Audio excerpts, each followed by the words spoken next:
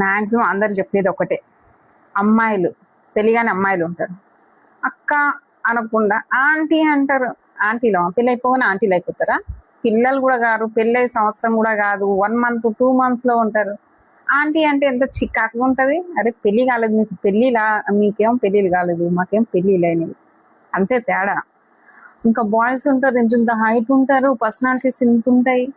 వాళ్ళు వచ్చి ఆంటీ పక్కకు జరగవా అంటే వాళ్ళు చూస్తే మాకంటే హైట్ లో వెయిట్ లో ఎక్కువనే ఉన్నారు, ఏజ్ కూడా ఎక్కువనే ఉంటుండొచ్చు. ఆంటీ అంటే ఎట్లా అనిపిస్తుంది?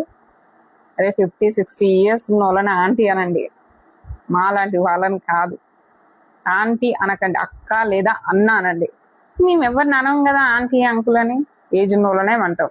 మీరు కూడా అనకండి ఎవరిని ఆంటీ అంకుల్ అంటే హర్ట్ అవుతారు. ప్లీజ్, ఇది ఒక రిక్వెస్ట్ అందరికి. చేసిన పాపమేమి? నేరాలు పాపాలేంటండి, డిగ్నిఫైడ్ గా లవ్ చేస్తేనే.